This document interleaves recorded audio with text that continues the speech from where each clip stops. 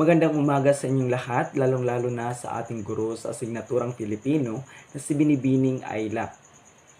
Kami ay kawalong pangkat at magtatalakay sa ikasyam na unit tungkol sa pagbasa at pagsusuri ng iba't ibang teksto. Bahagi ng akademikong kasanayan ang pagbabasa. Mahalagang malaman ng mambabasa kung anong uri ng teksto ang kanyang binabasa. Ang isang epektibong mambabasa ay nagkakaroon ng pagkakataong madagdagan ang kaalaman sa iba't ibang paksa. Malilinang ang kanyang kakayahan sa mapanuring pag-iisip sa pamamagitan ng pagsasanay sa pagkilatis ng mga ideyang mula sa isang manunulat.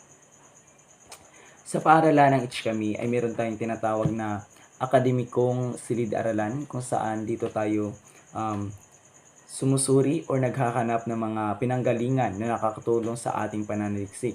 At higit sa lahat ay responsibilidad ng mga mambasa na tukuyin kung ano ang konektado nito sa kanilang pamumuhay. Kaya sa araling ito ay tatalakayin ang iba't ibang uri ng teksto na maaaring makaharap habang naghahanda sa pananaliksik. Sa unang aralin ay tatalakayin natin ang kaisipan ng tekstong kaugnay sa sarili, pamilya, komunidad, bansa at daigdig. Sa tekstong ito o sa araling ito ay mayroong isang tekstong ating babasahin na mayroong kaugnayan o kahalaga nito sa ating pamumuhay. Ayon kay Marshall McLuhan, malilikha ang isang global village dahil sa sabay-sabay na paggamit ng tao ng mass media. Kabilang narito ang radyo. Kumpara sa iba't ibang uri ng media, ang radyo ang may pinakamaraming naaabot na tagapakinig. Ito ay dahil sa naihahatid kaagad ang balita mula sa aktwal na pinangyarihan nito. Bukod rito, ang radyo ay isang aktibong medium dahil ang mga kontrobersyal at mahahalagang pangyayari bawat oras ay kaagad na ipapahayag. Dahil ganito ang kalikasan ng pagbabalita sa radyo, kailangang makisangkot ang mga tagapakinig. Kailangan nilang buuin sa kanilang isipan ang larawan ng mismong tagpuan ng balita.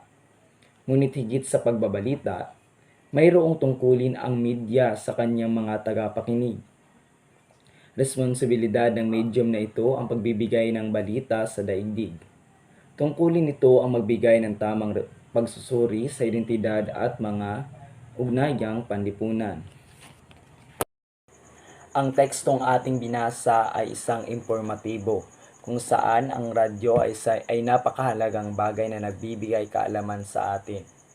Ngunit ang mas mahalaga dito ay nagkakaroon tayo ng ugnayan sa ating binabasang teksto o binibigyan tayo ng tekstong ito ng kaisipan na ang radyo pala ay napakahalagang bagay. Ang radyo pala ay nagbibigay kaagad ng impormasyon o mga aktwal na mga pangyayari. Ang radyo pala ay napaka-importante sa ating buhay o sa ating komunidad. Kaya ang tekstong ito ay napakahalaga kung saan nagkakaroon ng ugnayan ang mga mambabasa sa kanilang binasang teksto. Sa tuwing ina-activate natin ang ating eskema, ay gumagawa tayo ng ugnayan sa ating binabasang akda. Hindi na ito pawang salita para sa atin, kundi nagiging makabuluhan itong kaalaman. So, alam natin na meron na tayong kaalaman tungkol sa eskema. Ito ay tinalakay na ng ating guro noon. Kung saan ang eskema ay dating kalaman or dati nating karanasan na hanggang ngayon ay nakakatulong sa ating pagbabasa. Kung saan hindi na tayo nahihirapan at mas madali nating maiintindihan ang tekstong ating binasa. So, dahil sa eskema, ang ating binasang teksto ay hindi na ito pawang salita lamang, kundi nabibigyan ito ng makabuluhan o mga makakalagang pangyayari kung saan ito ay konektado sa ating pamumuhay at nabibigyan tayo ng interes upang ipagpatuloy ang ating binasang teksto. Kaya may mga pahayag tayong nababanggit habang binabasa natin ang akda gaya ng ilang halimbawang ito. Ang tulang ito ay nakakatulong sa aking makamove on. Sana all. So, Maaaring ang tulang ito ay tungkol sa isang taong broken kung saan nagpapahayag kung bakit siya naka-move on. So, dahil sa mambabasa kung saan meron siyang karanasan tungkol sa breakup, mga ganon. So, dahil sa impormasyon ito, dahil sa bagong impormasyon na kanyang binasa dahil sa kanyang dating kaalaman, mas nabibigyan siya ng interes upang basahin ang tekstong ito dahil nga ito ay kaugnay sa kanyang sarili at saka meron pa dito. Ito pala ang saysay ng math at estadistika para sa negosyo ni tatay. So, 'di ba? Sa ating binasa ay hindi lang nakakatulong sa ating sarili kundi pati na rin sa ating pamilya. Kaya mas lalo tayong nagkakaroon ng kaalaman dahil sa tekstong ating binasa at lalo na ito ay nakakatulong sa ating pamumuhay. Mahalagang malaman ng mga tao ang mga terminong ginagamit ng mga meteorologist upang maiwasan ulit ang hindi magagandang epekto ng Ondoy at Yolanda. At ang pahayag na ito ay para naman sa ating komunidad na nakakatulong upang maiwasan ang mga disasters na nangyayari dito sa ating kapaligiran. Chai-hap. So, mas mahalagang nagkakaroon ng ugnayan ang dating kaalaman at bagong impormasyon upang mas lalo tayo nabibigyang interes at nabibigyan ng kaalaman na kahit meron na tayong karanasan ay kinakailangan pa rin natin ng bagong kaalaman na mas lalong tayong nabibigyan ng impormasyon kung ano ang kahalagahan nito sa ating sarili, pamilya, komunidad, bansa at daigdig. May mga tekstong madaling kakitaan ng kaugnayan sa ating buhay, lalong-lalo na kapag ang tekstong ating binasa ay meron ng dating karanasan kaya nabibigyan tayong interest upang ipagpatuloy ang tekstong ating binasa. Ngunit mayroon din namang mahirap hanapan ng koneksyon. Kaya hindi lahat ng ating binabasa ay ating ipinagpatuloy dahil hindi lahat ng ating binabasa ay walang ugnayan sa dati nating karanasan. Kaya, so 'di ba, boring. Kaya mayroon dapat tayong gagawin upang mabibigyan tayo ng interest na ipagpatuloy ang ating pagbabasa. Kaya sa tuwing kailangan nating hanapan ng kaugnayan ng isang akda, tandaan natin ang sumusunod na hakbang. So una, itala ang mga mahahalaga at interesanting detalye ng tekstong binasa. Pangalawa, hanapan ang mga ito ng koneksyon sa sariling karanasan. Una ay hanapin natin ang pagkakaiba ng ating karanasan at sa tekstong ating binasa. At pangalawa ay hanapan natin ito ng pagkakatulad ng ating dating karanasan at sa tekstong ating binasa upang maipagpatuloy ang ating binasa o mas lalo nating maiintindihan ang tekstong ating binasa. Pangatlo, sagutin ang mga gabay na tanong. Kung saan dito tayo gumagamit ng ating eskema na nakakatulong upang mas mabibigyan natin ng karanasan o sagot ang ating binasang teksto. Panghuli, isaayos ang lahat ng text ng detalye upang bumuo ng malinaw na lagom at konklusyon ng tekstong binasa. So, meron akong ipapakita sa inyong mga halimbawa o mga hakbang sa pagsusuri ng mga mambabasa kung ang tekstong kanilang binasa ay konektado sa sarili, pamilya, komunidad, bansa at daigdig. So ito, sa tekstong informatibo, yung binasa natin kanina sa kahalagahan ng radyo. So sa unang hakbang ay magtala ng mga detalye. So ito ang mga natalang mga mahahalagang detalye ng mga mamabasa. Ang radyo ay halaw sa isang kritikal na analisis ng diskurso ng media. Ang salita ang balitang radyo ni Teresita Fortunato. Ang radyo ang pinakamaraming tagapakinig sa lahat ng mass media. Dahil sa radyo, kaagad dumadating ang balita.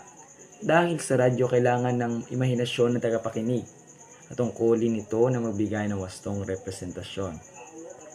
So dahil sa pagtatala natin ng mga detalye, mas mapapadali nating maiintindihan ang tekstong ating binasa at mas madali nating makakanapan ito ng koneksyon sa ating pamumuhay. So ang paksa nito ay tungkol sa epekto at responsibilidad ng pagbabalita sa radyo. Sinasabi sa tala na ang pagbabalita sa radyo ang may pinakamaraming tagapakinig sa lahat ng mga uri ng mass media. Mabilis dumarating ang balita at maaari pa sa oras ng mismong pangyayari ay naibabalita na ang nagaganap. Ito ay isang medium na kailangang nagpatakbo ng imahinasyon ng mga consumer dahil pawang tunog at salita lang ang lumalabas dito. Dahil sa mga salik na ito, tungkulin ng medium ng radyo ang magbigay ng tamang representasyon ng balita, mga identidad at ugnayang panlipunan sa kanyang tagapakinig. So, di ba, dahil sa unang hakbang ay meron kaagad tayong nabubuong mga pangyayari kung saan na-identify natin yung mga koneksyon sa ating karanasan. At dito naman sa kaugnayan ng teksto sa sarili, pamilya, komunidad, bansa at daigdig, siguradong may kaalaman pa tayo tungkol sa kung paanong binabago ng radyo ang pagbabalita nasa pagsagot ng sumusunod na pagtuklas ng taglayang ng scheme. Ang tatlong katanungan ito ay dito natin sinasagot ang mga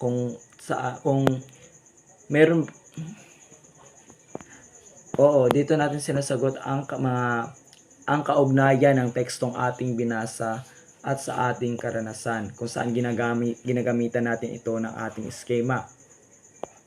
So kung hanggang dito na lamang ang nagawa nating pag-uugnay sa teksto, maaari pa nating i-activate ng todo ang ating eskema.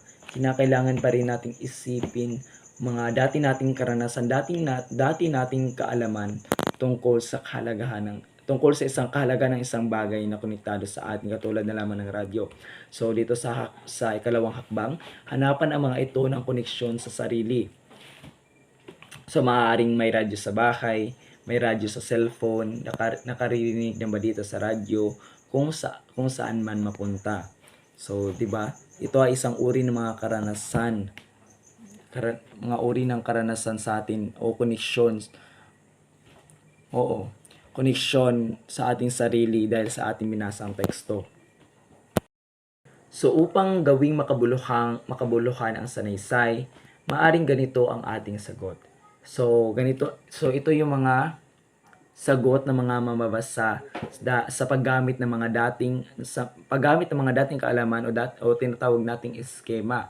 So kahit hindi kaagad ito nasasagot, dahil sa ating karanasan o mayroong pagkakaiba ay maaari pa rin ito magkaroon ng koneksyon. So katulad na lamang ng sagot na dito, lahat ay mayroong access sa radyo. Pero dahil may telebisyon at internet sa aking cellphone, mas pipiliin kong alamin ang balita gamit ang mga uri ng media na ito. Marahil ganito rin ang kaso para sa aking pamilya, na kahit na pinubuksan ng radyo sa umaga at pinapakinggan ito habang bumibiyahe patungong trabaho, ay mas pipiliing panoorin ang balita sa telebisyon at basahin ito habang nag-browse sa internet. So kahit may pagkakaiba, meron pa rin itong koneksyon. Dahil sa ating eskema ay nabibigyan pa rin ito ng koneksyon na mababasa sa isang teksto. So ito pa, katulad na lamang nito, ano-ano ang pinapaalala ng teksto sa ating sarili at daigdig. So maaari nyo lang itong basahin kung saan ang mababasa ay ginagamitan ng eskema o mga dating karanasan at kaalaman kung paano binibigyan ng koneksyon ng mga mababasa ang tekstong kanilang binasa, na ito ay konektado sa ating sarili, pamilya, komunidad, bansa at daigdig. At para naman sa panghuling hakbang, subukan nating lagumin at bigyang konklusyon ang ating mga sagot. So, pagkatapos yung makabasa ng isang teksto, maaari niyo siyang bigyan ng konklusyon kung saan ang tekstong ating binasa ay mayroong kaugnayan sa ating karanasan. Tulad nito, Komunal ang karanasan ng pakikinig sa balita. Pwedeng mag-isa ka habang nakikinig nito, pero pag-usapan at pag-uusapan mo ito kasama ng iyong mga kapamilya at komunidad. Ganon din kalakas ang kapangyarihan ng pamamakayag sa radyo, mapagbuklod ang mga tao. Ang radyo para sa buong mundo ay ang pangunahing pinagkukunan ng balita. Dahil dito, marami ng pangyayari ang nagdulot ng pagbabago sa kasaysayan tulad ng people power sa Pilipinas.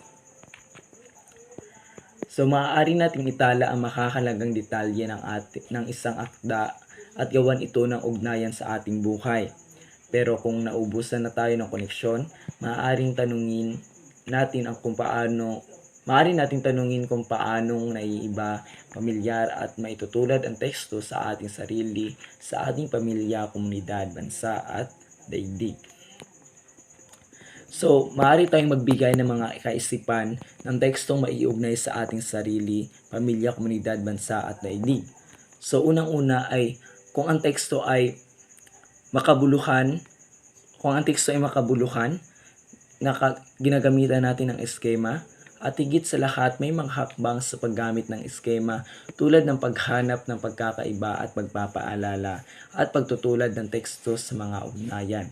Katulad na lamang mga sinabi ko kanina, kinakailangan pag-isipan pa natin ang mga dati nating kaalaman at karanasan upang mabibigyan natin ng koneksyon ng ating karanasan at sa ating binasa upang ipagpatuloy at mabigyan tayo ng mas malalim at marami pang kaalaman.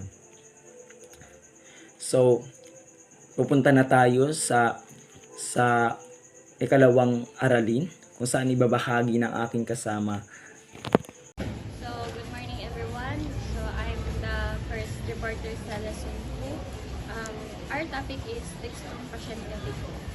So, kasanda ang layunin natin. Pagkatapos ng araling ito, ang mga mag-aaral ay inaasahang magtuwing kalikasan ng tekstong pasyentipiko at makakagawa ng makabuluhang ugnayan nito. So, tekstong pasyentipiko. Ang tekstong pasyentipiko ay akdang naglalaman ng pag-aaral o panaliksik ng katuon sa mga disiplina ng salarangan ng siyensya at teknolohiya.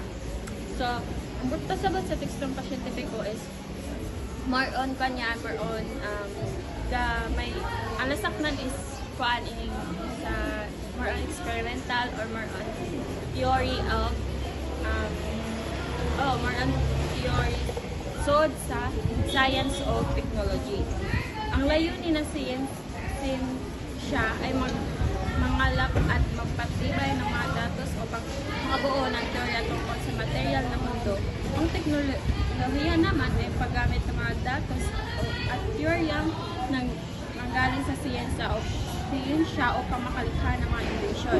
So, ito lang ko before at interpagikuan sa tekstong pasyentipiko is more on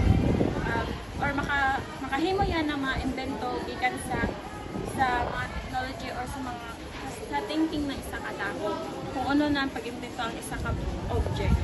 So, may iba't ibang disiplina sa larangan ng siyensya at teknolohiya.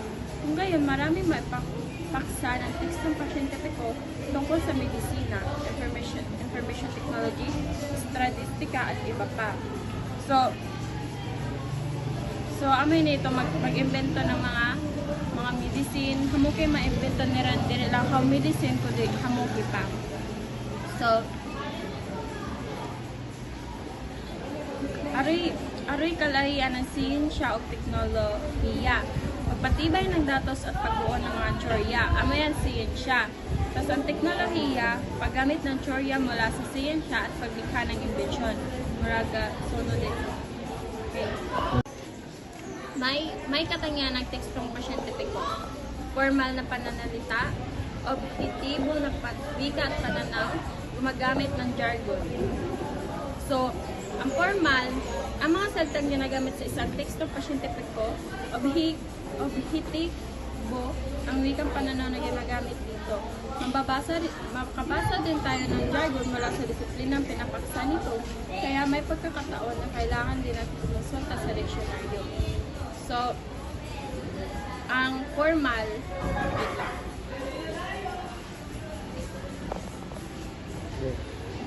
So, ang formal, amo yan ang mga inistoryahan na to na diri halaong how ginagamit lamang ini sa seryoso ng mga istorya, like sa mga sa report, sa mga research, ing ana ng mga style ang formal. O diri yan lang how sa pang-adlaw-adlaw lamang kundi talagsa lamang yan himuon. So, sa mga mga formal lang na mga events. So, ang objetibo So, ang objetibo ay ni ang naka-rely lang yan sa mga impormasyon na mga tinuod o diriyan lang how sa diriyan sa mga opinion lamang. So, ang jargon, gumagamit ng mga special na So, gagamit lang yan ng mga special na mga inistoryahan para masabtan ng mga gagamit na mga words. So, amin yung mga halimbawa ng mga tekstong pasyentipiko. So, una, teknikal na pag-uulat. Pangalawa, panlaboratoryong pag-uulat. Pangatlo, pananaliksik. So, una, ang teknikal na pag-uulat is more aron yan sa TV, which is ingnan kita makadungog ng mga balita, news, or sa mga happenings sa kanato country. Dili lamang sa TV, kundi sa radyo. So, sa panlaboratoryong pag-uulat, yan ang sa mga susunod SciLab or sa science laboratory, which is yan ang sila mag-create ng mga invento, which is yung mga mag-invento sila ng mga medicine and other pa. So, ngani sila mag-ulat na kuan ining ngani sila mag-tell kung ano nilang paghimo or ano na process ang gihimo nila sa laboratory. So, pananaliksik. So, ang pananaliksik is ang research ng isa ka scientifico na more research yan. Talata tungkol sa sakit ng dala ng Zika virus. Tekstong panscientifico. Tekstong panscientifico is yan ang kibali mo ang pag-experiment or pag-search sa science at teknolohiya. So, pumapaksa sa transmission symptoms at pag-repeat na sakit. So, nga is murag ka-focus sa yaya sa transmission symptoms o ang epekto ng Zika virus. Nakapaloob sa larangan ng medisina. So nga is murag nakapaloob sa larangan ng medisina. So nga is ibali sa tekstong panscientifico is murag researcheran ibali ga experiment siya or hanap siya ng way na para kung uno na medisina para makasulbat ko sa sakit na Zika virus. May wikang formal at direkto sa punto. Gagamit ini ng wikang formal ini o mga direct to the point o ng mga direct ng mga language. Naglalaman ng mga facts. Ipapaloob ari ka na mga gakontain ng mga facts, mga tinuod. Isang panaliksik. So, isang panaliksik is yan ang kibaligat ng research. So, next. Ugnayan ng teksto sa sarili, pamilya, komunidad at thinking. Sa tulong ng mga gabay ng mga tanong sa punong paanong naiba, paanong pamilyar at paanong matutulad ang teksto sa sarili, pamilya, komunidad at bansa at sa buong daigdig. Mahanapan natin ang kabuluhan at palatuntok ko sa sakit.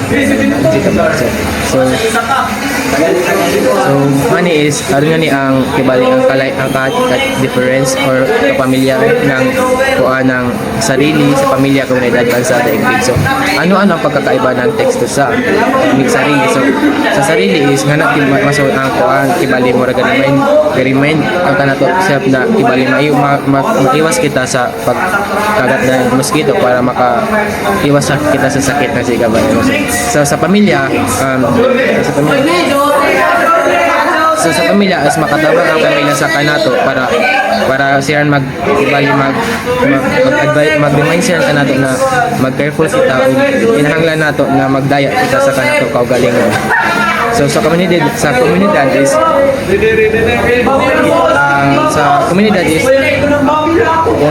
is bali make meeting how our community handle health issues. So, sa comunidad is murag plano kami kung ano namin ang kanami community pag-handle para mapanatili na healthy. Sa bansa is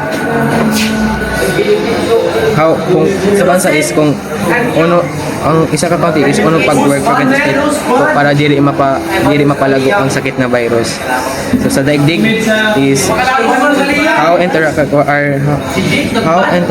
we are and how disease can be spread globally. So, amo lang ito. Ngayon ay ating tatalakayin ang araling rin ang tekstong pangyaming advertis. Layunin natin, pagkatapos ng araling ito, ang mga mag-aaral ay inasahan na tutukoy ang kalikasan ng tekstong panghumanidades at makakagawa ka ng mga kabuhang kaugnayan dito. Ang tekstong panghumanidades ay isang kategorya ng mga akda na nakatuon sa pagpapahayag ng mga refleksyon at interpretasyon ng kalasalutan. Ito ay naglalaman ng mga ideya at pinapahayag sa pamamagitan ng iba't ibang anyo. Ang mga teksto ito ay naglalayong anawa ng kalugan ng buhay, ang kalikasan ng tao, at ang aspeto ng ating pag-iiwan. Ang mga tekstong pag-iiwas ay natagpuan sa iba't ibang pangalan tulad ng pagsulat, reliyon, musika, pagpipinta at iba-iba pang kapangyarihan ng musika. Ang tekstong panghumanidades ay may tagtungkol ang internasyonal at kaalaman tungkol sa mga programa, kasayan at mga tradisyon. Ang may nagtago ng mga kwento, tula at mga akdang pampanitikan na nagpapakita ng mga karanasan at mga damdamin ng tao. At ang mga pangumbinsi na nagaling magbigay ng mga mensahe, magpapalawak ng kaalaman at magpapakita ng kritikal na pag-isip ng mga tao. Tumutukoy din ito sa mga papel o mga kasangkapan sa proseso ng paglilikha ng sinings. So, ito raw ang bumubunga ng mga aesthetic pleasure, hindi man ito kinakailangan ng mga matalinghang salita.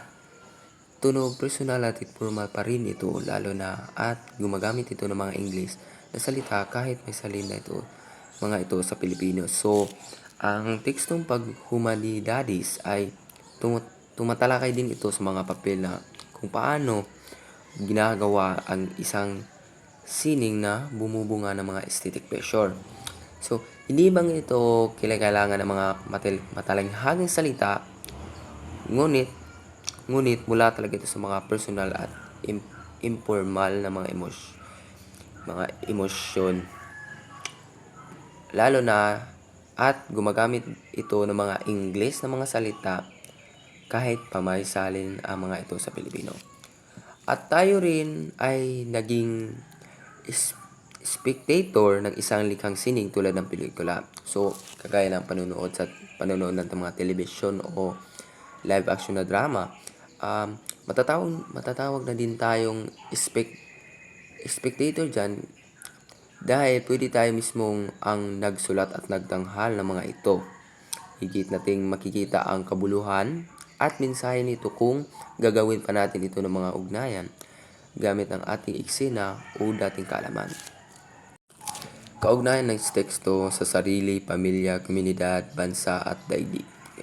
Sa tulong ng mga gabay sa kung paanong naliba, paanong pamilyar, at paanong maitutulad ang tekstong sa sarili, sa ating pamilya, sa ating komunidad, sa bansa at sa mga buong daigdig, mahahanapin natin ang kabuluhan ng ating nababasang talata.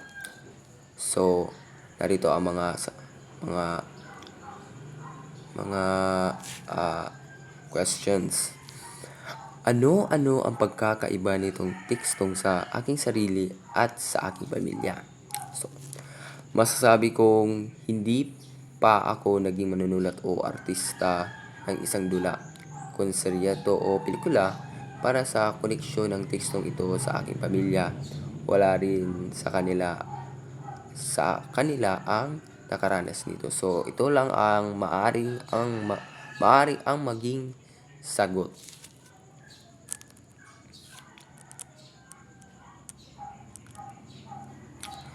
Ano ang ipinapaalala ng teksto sa aking sarili at daigdig? Maaring ang maging sagot ay Nakapanunood ako ng mga pangtatanghal sa teatro at nakikita ko ng mga artista kung gaano sila kasaya habang at pagkatapos ng isang pagtatanghal. Mukhang totoo nga ang mga sinasabi ng talata na mayroong aesthetic pleasure sa proseso ng paglikha ng sining. At kung tutuusin, hindi lamang ito totoo para sa akin na panood, kundi para sa lahat ng mga nagtatanghal sa buong mundo. May mga nabasa na akong pananaliksik na ang mga artista at manunulat ay sunod-sunod kong magtanghal o sunod-sunod kong maglabas ng mga script o aklat. Ito ay dahil sa ganadong-ganado sila sa pagtanghal at pagsulat, dala ng static pleasure ng hatid ng sining. Ngayon, natuklasan natin makabuluhan ng tekstong sa ating buhay. Mainam na bumuo tayo ng lagom at konklusyon para dito. So, ito. May aesthetic pleasure sa karanasan ng pagiging artista, performer, at spectator.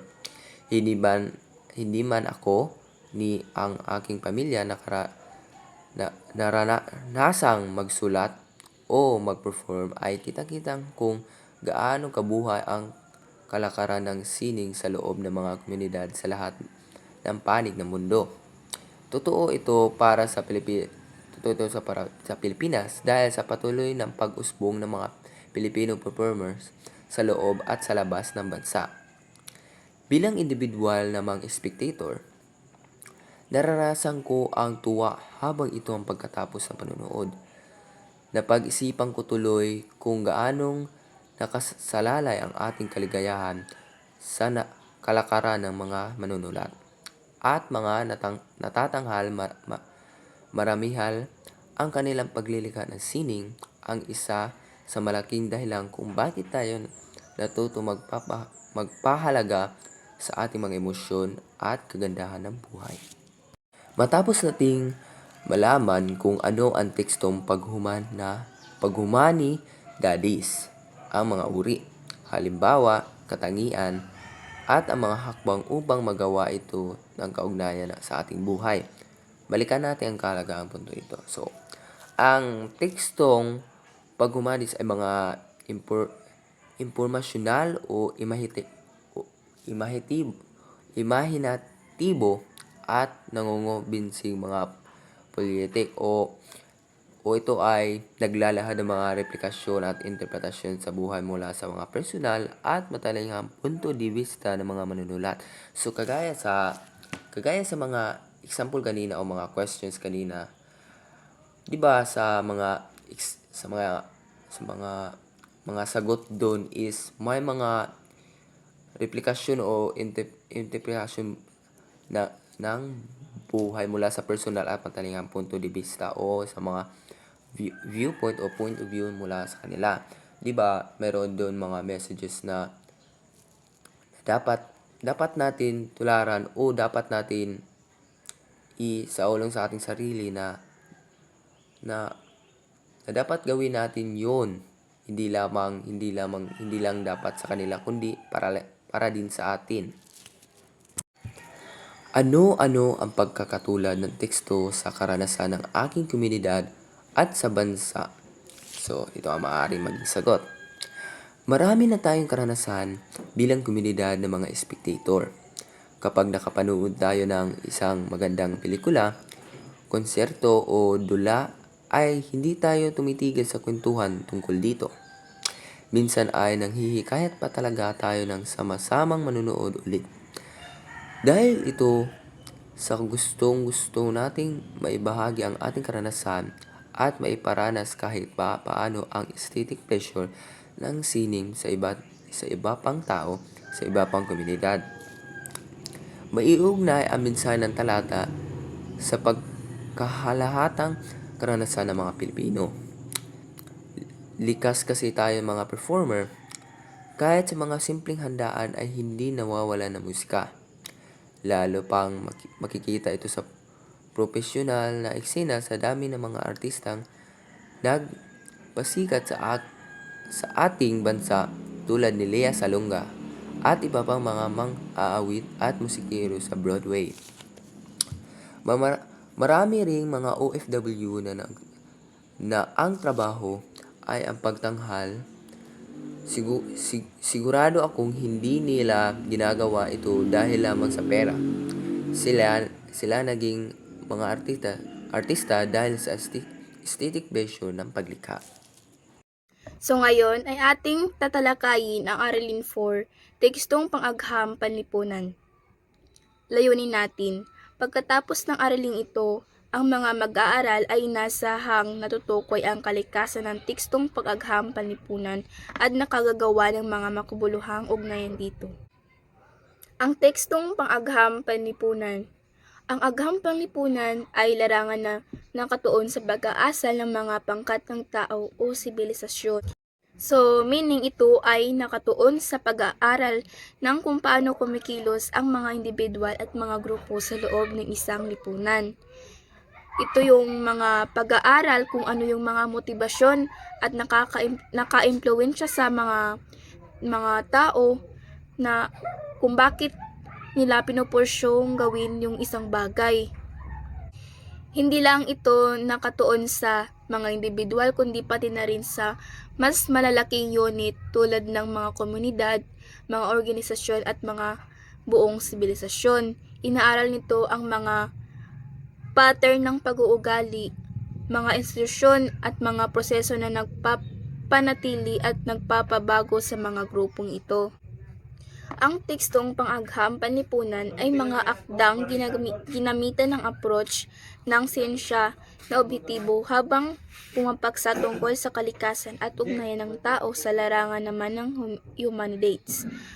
Makabasa ka ng mga tekstong pang-agham panlipunan mula sa mga disiplina ng kasaysayan, arkeolohiya, economics at iba pa.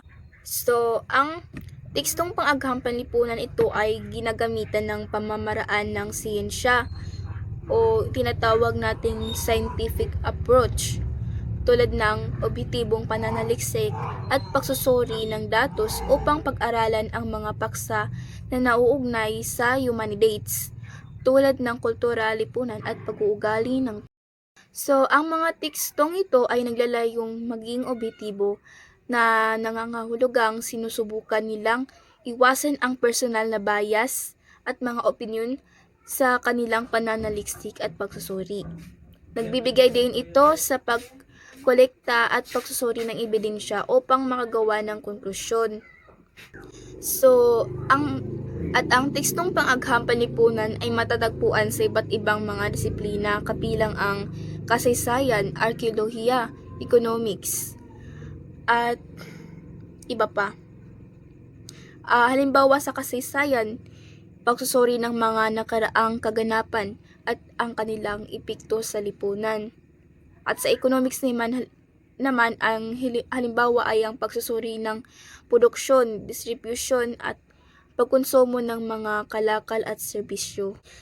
At ang focus ng tekstong ito ay ang pag-unawa sa kalikasan at ugnayan ng tao sa loob ng lipunan. Ito ay naglalayong malaman kung paano nakikipag-ugnayan ang mga tao sa isa't isa. So, hindi lang sa larangan ng ekonomiya, kasaysayan at politika maririnig ang mga usapin ng agham panlipunan. Pumapasok ang psikolohiya sa tuwing nais nating malaman kung ano ang pinaka-epektibong study habit. Teritoryo naman ng heograpiya ang pagmapa ng mga islas sa Pilipinas na gustong-gusto nating puntahan. Sa larangan naman ng sosyolohiya, inaaral ang mga isyu ng iba't ibang klase ng pamilya, pamilyang OFW, pamilyang may single parent, at iba pa. So, ang mga usapin ng agham panlipunan ay talagang pumapasok sa iba't ibang aspeto ng ating buhay. Hindi lang ito limitado sa larangan ng ekonomiya, kasaysayan, at politika, kundi pati na rin sa mga larangan tulad ng psikolohiya, heograpiya, at sosyolohiya. Sa psikolohiya, halimbawa, inaaral ang mga proseso ng pag-iisip, pag-aaral at pag-uugali ng tao. Kaya't kapag nais nating malaman kung ano ang pinaka-epektibong study habit, ang psikolohiya ang tumutulong sa atin upang maunawaan ang mga ito. So, sa geografiya naman, inaaral ang mga lugar, mga pagbabago sa kapaligiran at mga relasyon sa pagitan ng tao at kapaligiran.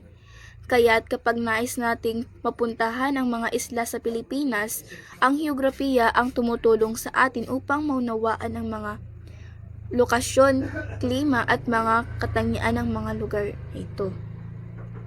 So, last sa sosyolohiya naman, inaaral ang mga relasyon sa pagitan ng mga tao, mga grupo at mga institusyon sa lipunan. Kaya't kapag nais nating maunawa ng mga isyu ng iba't ibang klase ng pamilya, tulad ng pamilyang OFW o pamilyang may single parent, ang sosyolohiya ang tumutulong sa atin upang maunawaan ang mga ito. So, sa ganitong paraan, ang mga usapin ng agham panlipunan ay talagang pumapasok sa iba't ibang aspeto ng ating buhay at tumutulong sa atin upang maunawaan ang mundo sa paligid natin. Katangian ng tekstong pang-agham panlipunan. Tiyak at direkta sa punto ang mga detalye ng tekstong pang-agham panlipunan. Naglilista rito ng mga obserbasyon na pinapatibay ng mga ebidensya. Mayroong 3 uri ng tekstong pang-agham panlipunan. Maaring ito ay impormasyonal, argumentatibo at nanghihikayat. Impormasyonal ang mga akdang naglilinaw tungkol sa isang tiyak na paksa, halimbawa nito ay ang pananaliksik. Ang editorial ang isang halimbawa ng argumentatibong papel na iniimbestigahan ang bawat panig ng isang isyu. Maaaring sa anyong sanaysay, testimonyal at talumpati naman ang mga tekstong nanghihikayat na ipinapaniwala ang pagiging tama ng isang panig ng pinagtatalo ng paksa. So, meaning, ang mga tekstong pang-agham panlipunan ay kilala sa kanilang pagiging tiyak at direkta sa paglalahad ng mga detalye.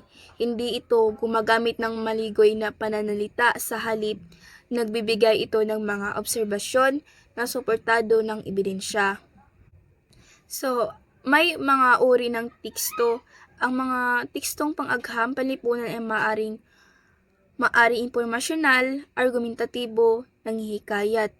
So, sa impormasyonal, ito ay layunin nitong maglinaw tungkol sa isang tiyak na paksa. Halimbawa nito ay pananaliksik. At ang pangunahing ito ay nagbibigay ng objektibo at tumpak na impormasyon tungkol sa isang tiyak na paksa. Ito ay naglalayong magpaliwanag, maglarawan o magbigay ng kaalaman.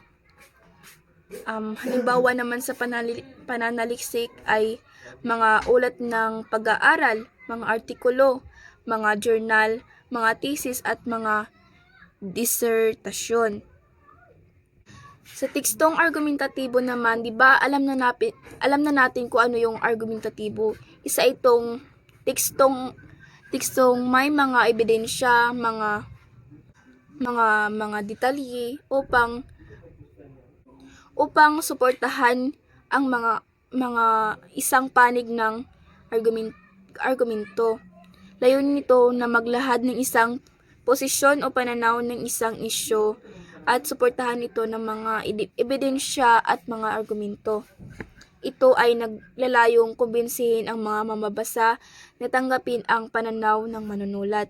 Halimbawa naman dito ay yung mga debate, mga nakasulat na argumento na nagtatanggol sa magkasalungat na pananaw.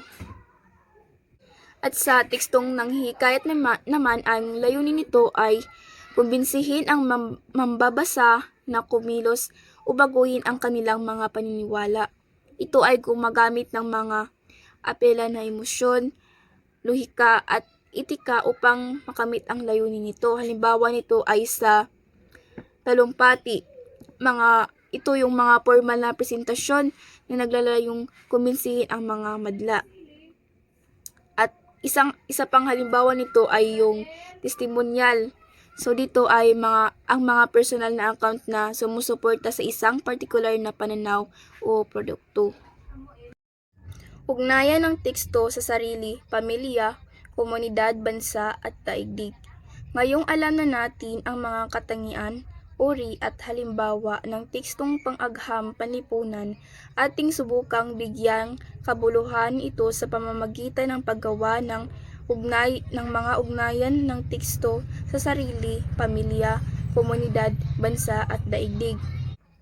So, ang pag-ugnay ng mga tekstong pang-agham panlipunan sa iba't ibang antas ng ating buhay ay nagpapalalim ng ating pag-unawa at nagbibigay ng mas malawak na konteksto. Basahin ang halimbawang tekstong pang-agham panlipunan. So, yung title ay Ang Pasahirong Jeepney at ang Ugaling Pinoy ni Florentino T. Tembreza. Subalit, sa totoong buhay o sa tunay na takbo ng mga pangyayari sa gawa at sa layunin, ang Pinoy ay puspusang praktikal. Siya ay hindi lamang realistic kundi materialistic pa. Ang kaugaliang ito ay siyang nilalaman ng kanyang mga kasabihang di baling biyuda basta may pera, di baling pangit basta may atik, at barya lang po sa umaga. Bukod pa rito, ang Pinoy ay sigurista. Huwag kang barat, hustuhin mo ang bayad. At kalimutan ang lahat, huwag lang po ang bayad. Kaya, batay sa mga ito, maaaring sabihin sa larangan ng pangangaral, ang Pinoy ay spiritualistic. Ngunit sa pagnanasa at sa pagsagawa, siya ay materialistic. Ito ang isang halimbawa ng tinatawag nilang split level Christianity ng mga Pilipino. Tiyak at direkta sa punto ang manunulat sa pagbanggit agad ng mga linyang makapagpapatunay sa kanyang mga asersyon. Mababasang sinusubukan nitong alamin ang psikolohiyang Pilipino sa pag-aaral sa wika ng mga jeepney driver. Nais sabihin ng may akda na may kontradiksyon sa pag-uugali ng mga Pilipino, na habang malaki ang paniniwala niya sa simbahan at mga pangaral nito ay praktikal at materyoso naman tayo. So, malinaw naman sa nabasa nating halimbawang teksto na ang pangunahing punto nito ay may kontradiksyon sa pag-uugali. So, yung manunulat o may akda nito ay nagpapahiwatig na ang mga Pilipino ay nagpapakita ng isang split level Christianity. Yung split level Christianity, ito yung kung saan sila ay maaring maging spiritual sa kanilang mga paniniwala sa relihiyon, ngunit materialistiko sa kanilang mga aksyon at pagnanasa. So, malinaw na malinaw, 'di ba? Yung nabasa natin ay yung isang jeepney driver ay materialismo at may pagiging praktikal. So, 'di ba may sinasabi siyang di baling byuda basta may pera, di baling pangit basta may atik, at barya lang po sa umaga. Mas spiritual nga naman sa paniniwala, ngunit material naman sa mga pagnanasa. So, ang mga parilala tulad ng huwag kang barat, gustuhin mo ang bayad, at kalimutan ang lahat, huwag lang po ang bayad, ay nagpapakita talaga ng isang pagkapraktikal at siguristang pananaw. So, sa punto ng manunulat, diba, ay direkta at malinaw sa paglalahad ng kanyang mga punto. Dahil direktang binanggit agad ang mga linyang makapagpatunay sa kanyang mga asersyon. Paano magiging makabuluhan ang tekstong ito para sa atin? So, paano nga ba? Magkakaroon at lalong magiging makabuluhan ang mensahe nito kung gagawan natin ito ng mga ugnayan gamit ang ating eskema o dating kaalaman. Sa tulong ng mga gabay na tanong sa kung paano naiiba, paanong pamilyar at paanong maitutulad ang teksto sa sarili, sa ating pamilya, sa ating komunidad, sa bansa at sa buong daigdig, mahahanapan natin ng kabuluhan ang ating nabasang sipi. So, para daw magiging makabuluhan ang teksto natin ay maaari nating gamitin ang ating eskema o dating kaalaman. At maaari tayong maggamit ng mga gabay na tanong upang mapadali ang pagbuo ng mga ugnayan. At Ang mga tanong na ito ay tumutulong sa atin na suriin ang teksto sa iba't ibang antas mula sa personal hanggang sa pandaigdigang konteksto. So, like yung nasa picture sa gilid, nakita nyo larawan na yung may mga tanong dito, ano-ano ang pagkakaiba ng teksto sa yung may mga, yan, basta yung nakita nyo dyan. So, sa paghahanap ng mga kabuluhan sa pamagitan ng paggawa ng mga ugnayan at pagsagot sa mga gabay na tanong, maaari nating hanapin ang kabuluhan ng teksto. Naging mas makabuluhan ang teksto kapag naiugnay natin ito sa ating sariling mga karanasan at sa mundo sa ating paligid. So, yun ang mga paraan upang makagawa tayo ng tekstong pang-agham panlipunan na mas makabuluhan sa pamamagitan ng pag-uugnay nito sa ating sariling mga karanasan at sa malawak na mundo. Ano-ano ang pagkakaiba nitong teksto sa aking sarili at sa aking pamilya?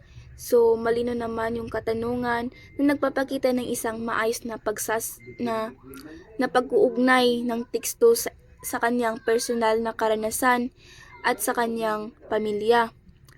So, maaring ang maging sagot ay, hindi ako driver ng jeepney at wala rin sa aming pamilya ang nagmamaniho nito. Hindi ako ganoon kapamilyar sa kung saan galing ang kanilang mga kasabihan na inaral ng ating may akda. Ibig sabihin, hindi daw siya yung driver ng jeepney. So, meaning, ang kanyang karanasan ay maaaring hindi direktang nauugnay sa kanya o sa kanila. Ang mga kasabihan na ginagamit sa jeepney ay maaaring naglalaman ng mga saloobin na hindi niya talaga personal na hinahawakan. Halimbawa, ang pagbigay diin ng mga kasabihan sa material na bagay, ang iyong personal na moralidad ay maaaring ibado.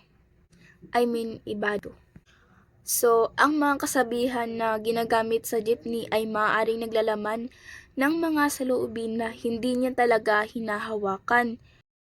Ano-ano ang pinapaalala ng teksto sa aking sarili at sa daigdig? Maaaring ang maging sagot ay, pamilyar ako sa mga kasabihan na inaral ng may akda. Nakikita ko ang ilan sa mga ito habang sumasakay sa jeep.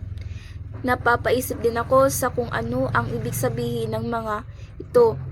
Pagdating sa ugnayan ng teksto sa daigdig, hindi lang sa Pilipinas, kung hindi sa iba ring bansa, makikita ang sikolohiya ng isang nasyon sa kanilang mga kasabihan. Ayon sa mga kasagutan, ito ay ang kanyang pagkilala sa kanyang pamilyaridad sa mga kasabihan ay nagpapakita ng kung paano ang kultura at wika ay maaring maging bahagi ng kanyang pang-araw-araw na buhay. Kahit na hindi siya isang driver ng jeepney, ang mga kasabihan na ito ay bahagi ng kanyang kapaligiran at kultura.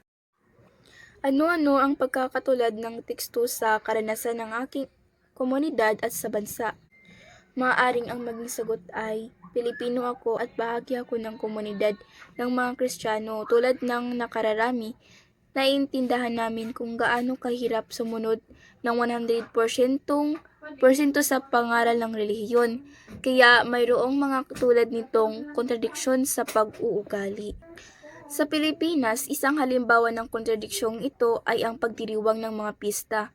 Dahil sa tuwing tayo ay naghahanda, hindi tayo nagtitipid sa pagkain, sa programa at sa mga palamuti. Materialistiko tayo sa ganitong paraan, maaring minsan sumusobra sa punto na nakaliligtaan na natin ang tunay na dahilan ng pagdiriwang, ang venerasyon para sa isang santo o patron.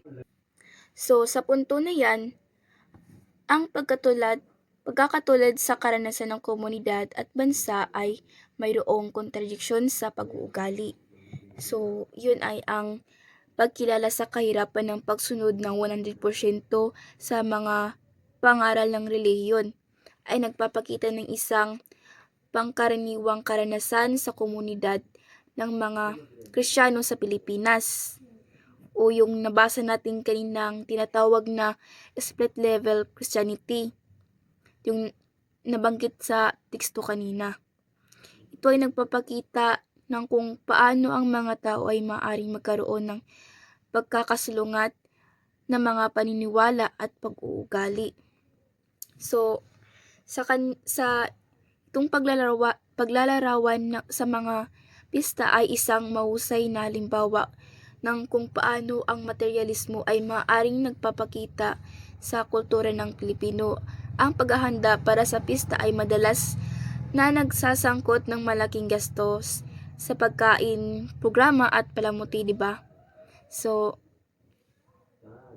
ang pagkakaiba ng ipinapakita sa simbahan at ang mga aktwal na ginagawa sa labas ng simbahan ay isang malinaw na makikita sa Pilipinas. So, sa pamamagitan ng pag-ugnay ng teksto sa mga komunidad at bansa ay maaari nating mapalakas ang ating pag-unawa at mapahusay ang ating kakayahan sa kritikal na pag-iisip. Ngayong natuklasan nating makabuluhan ng teksto sa ating buhay, mainam na bumuo tayo ng lagom at konklusyon para rito. Tinalakay ng may akda na si Florentino Timbreza ang pagkakaroon ng kontradiksyon sa pagiging Katoliko ng mga Pilipino. Gamit ang ebidensya ng mga kasabihan mula sa mga driver ng jeepney, naobserbahan niyang maaaring materyoso ang Pinoy bagaman hinihingi sa kaniyang maging espiritual. Ang karanasan ng pagiging jeepney driver ay natatanggi sa iilan. May sarili silang wika at ang wikang ito ay nauugat sa kanilang pang-araw-araw na pamumuhay. Subalit nagagawa pa ring maging universal ng gamit ng mga kasabihang ito, hindi lamang para maging refleksyon nilang driver, kung hindi refleksyon para maging refleksyon ng komunidad ng mga Kristiyano. Malaki pala ang potensyal ng perspektibo ng mga jeepney driver upang matuklasan ang mentalidad ng mga Pilipino. Mong refleksyon para pala ang kanilang wika para makilala pang lalo kung sino tayo bilang nasyon. So, 'di ba nabasa na natin kanina yung konklusyon sa teksto ni Florentino Timbreza. Kanina nalaman natin kung ano na yung kontradiksyon ng pagka-Pilipino. So, doon nga ay kinukoy ni Timbreza ang tila salungatang katangian ng pagiging Katoliko ng mga Pilipino, kung saan may pagkahilig sa material na bagay habang hinihingi ang pagiging espiritual. Ang mga kasabihan ng mga driver ng jeepney ay nagsisilbing konkretong halimbawa ng ganitong kontradiksyon. So, ang mga kasabihan ng mga driver ng jeepney ay nagpapatunay na ang wika ay hindi lamang instrumento ng komunikasyon, kundi isang salamin ng ating mga paniniwala, halaga at karanasan. Ang pag-aaral sa mga ganitong uri ng teksto ay nagbibigay daan sa atin upang mas maintindihan ang komplikado na katangian ng pagiging Pilipino. Ang pagkilala sa mga perspektibo ng mga jeepney driver ay nagbibigay ng pagpapahalaga sa kanilang mahalagang ambag sa kultura ng Pilipinas. Sa madaling salita, ang teksto ay nagpapakita na ang mga simpleng kasabihan na mula sa araw-araw na pamumuhay ng mga jeepney driver ay may malalim na kahulugan at nagpapakita ng tunay na pagka-Pilipino. Matapos nating malaman kung ano ang tekstong pang-agham panlipunan, ang mga katangian, uri, halimbawa at ang mga hakbang upang magawan ito ng ugnayan sa ating buhay, balikan natin ang mahalagang punto nito. Ang tekstong pang-agham panlipunan ay direktang naglalahad ng mga tiyak na obserbasyon at ebidensya sa anyo ng pananaliksik, sanaysay at editorial. Maaari itong magbigay ng impormasyon, maglahad ng argumento at mangumbinsi sa ating maniwala sa isang panig sa napapanahong isyu tungkol sa pag-aasal at ugnayan ng tao. Tandaan, ang tekstong pang-agham panlipunan ay isang mahalagang uri ng teksto na naglalayong maunawaan ang komplikadong ugnayan ng tao sa lipunan. Hindi lamang ito naglalahad ng impormasyon kundi nagpapaliwanag din ng mga sanhi at bunga ng mga pangyayari sa lipunan. Nagsusuri ito ng mga problema at nagmumungkahi ng mga posibleng solusyon. Tinutulungan tayo nitong maunawaan ang ating sarili at ang ating lugar sa lipunan. Nagbibigay ito ng kaalaman upang makagawa ng mga matalinong desisyon at makilahok sa mga isyu ng panlipunan. Yun lang po. Maraming salamat. At dyan nagtatapos ang aming aralin ng Unit 9.